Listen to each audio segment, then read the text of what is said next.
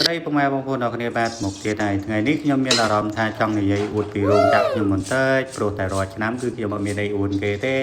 ហើយឆ្នាំនេះគឺខ្ញុំអាចនិយាយបានថាខ្ញុំមានអីអួតគេដែរដោយសារតែបុណ្យរដូវក្តៅនៅក្នុងប្រទេសកូរ៉េវាបានមកដល់ហើយអញ្ចឹងរោងចក្រខ្ញុំគឺឈប់បាន3ថ្ងៃបើគិតជាថ្ងៃតែអាទិត្យទៀតទាំងអស់គឺបាន5ថ្ងៃហើយបុណ្យនៅរដូវក្តៅវាតែងតែមានរាល់ឆ្នាំទេតែប៉ុន្តែឆ្នាំនេះខ្ញុំនិយាយបានថាចម្លែកព្រោះតែរោងចក្រខ្ញុំគឺគេឲ្យកាដូអញ្ចឹងណាហើយកាដូនោះទើបតែឆ្នាំនឹងដែរបានបើថាឆ្នាំមុនវិញគឺបានរបស់ញ៉ាំប៉ុន្តែឆ្នាំនេះគេឲ្យកាដូហើយកាដូនេះគឺជាលុយព្រោះថាតកែគាត់ឲ្យម្នាក់បាន200000ដែរមករដូវក្តៅអញ្ចឹងហើយខាងរោងចក្របងប្អូននោះតើបានកាដូពីតកែប្រហែលដែរគឺខ្ញុំបាន200,000វ៉ុនហើយអ្នកខ្លះគេបានលុយ200,000វ៉ុនហ្នឹងគេអាចទៅលេងសមុទ្រទៅលេងអីបាត់ហើយប៉ុន្តែខ្ញុំគិតថា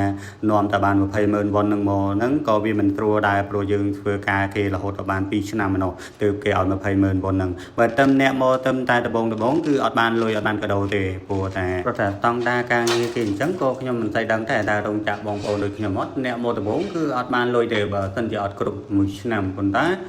មានអ្នកមកក្រោយខ្ញុំ1ឆ្នាំគឺបាន100000ប៉ុន្តែខ្ញុំ2ឆ្នាំគឺបានដល់រហូតដល់20,000ប